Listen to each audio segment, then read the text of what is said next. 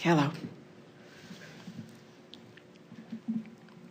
Okay, so first of all, I have to say something because you're always talking about the frequencies. And I used to work at 6:30 a.m.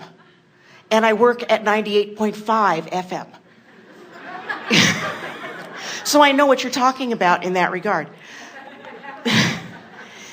This last week, one of my coworkers and I went to lunch, and she asked me, "How do you stay motivated?" And I hadn't thought about that, really, because I just do.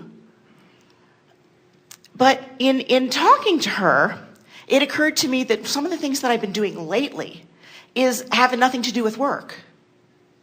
And they have to do with these side things that I've been thinking about for a long time, but now I've started to actually do. And my question is about those things, because some people might construe them to have some negativity attached to them, although I'm finding joy in them. So I wanted to get a little clarification about that. They're both writing projects, ultimately. One of them is a blog. I've been single and dating for a long time. And I tell my friends stories that are funny stories. I mean, they're not like, oh, God, this, It's more like, they're funny. And my friends have been telling me for a long time, you need to write those down. Are they funny stories that have happy endings? Well, in the effect that I learned that that's not what I want. Yeah. I'm not stuck with those people. I'm really grateful when somebody tells me their whole life story and it's not what I want on the first date, because then I say, oh, good, I know that now. I'm not going to spend any more time here. But so for years, people have been telling me I need to write this down. So finally, one day, it was a very, very windy weekend that I was away with a friend. And so we ended up on computers, which we hadn't intended to do. We were supposed to be outside in hot springs and enjoying ourselves. And we were inside enjoying ourselves on computers instead. And I started the blog. I got it set up. And last weekend, I spent a lot of time on it. And I'm finding a lot of joy in getting this stuff written down and putting it out there. And I'm trying to, end it kind of happily, at least fun, and getting people to smile and laugh. But, there's this little part of me back here that goes, well, there's some people that could get offended by this.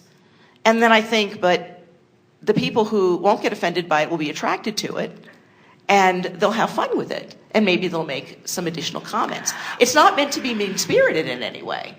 Well, you're talking about a lot of things, so let's begin the unraveling process here. And that's just one of the things I'm working on.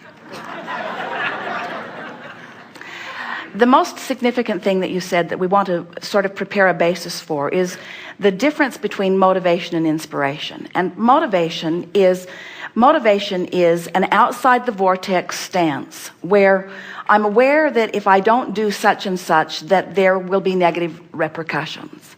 So I'm going to make myself do it.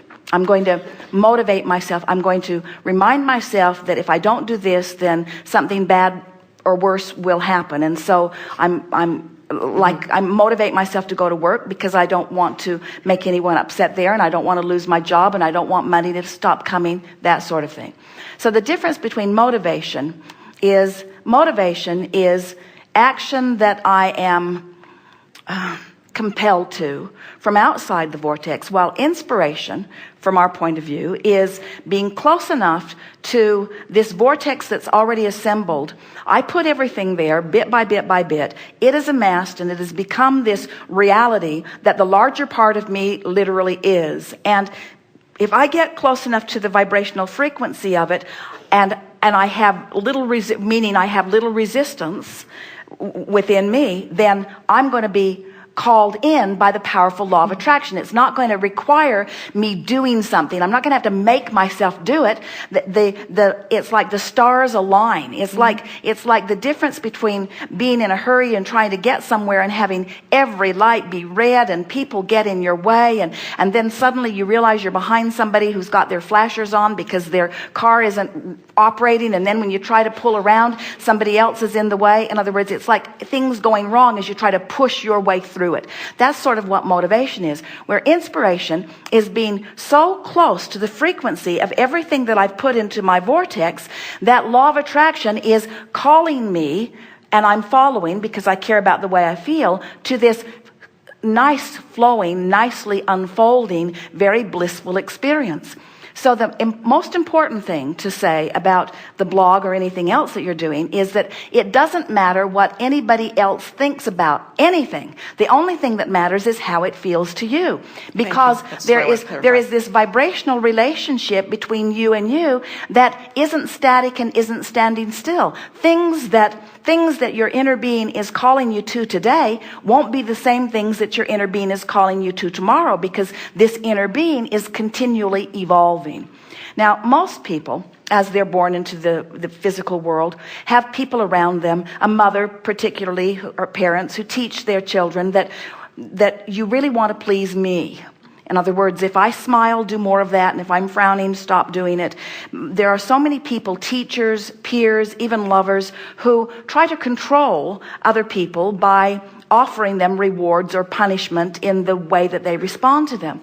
And what's interesting about that, whether you're the one who is dictating the way you want people to behave, or whether you're the one who's jumping through hoops in order to keep them happy, in either case you're perpetuating something that doesn't lead to long-term happiness, because you're training yourself and others away from this guidance system, which is the only thing that can ever bring happiness. In other words, we would never say to you that you shouldn't be writing a blog, or that the conversation that you're having in it is inappropriate, if you are feeling more satisfaction in doing it than in not doing it.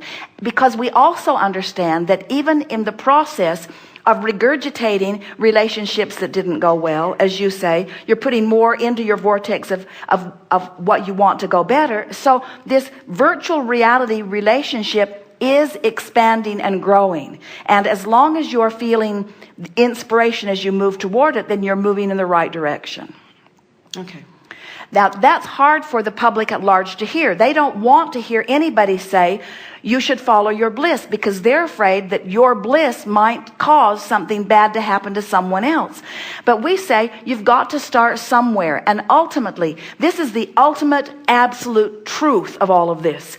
If every person that you knew were in the vortex and following inspiration, there would never be anyone who ever harmed anyone. There would never be anyone who ever insulted anyone. In other words, you would have a paradigm shift. You would move to another plateau of life. There would still be contrast, and you would still have expansion, but there wouldn't be the brutality or the inhumanity that so many people who are doing so much of their behaving or acting out from outside the vortex. In other words, it would be a very much more congenial environment in which you are all living. So it is never bad news to follow your individual bliss. Never, ever, ever, ever, ever. It's always the right thing to do. And we have to say it's the only right thing to do.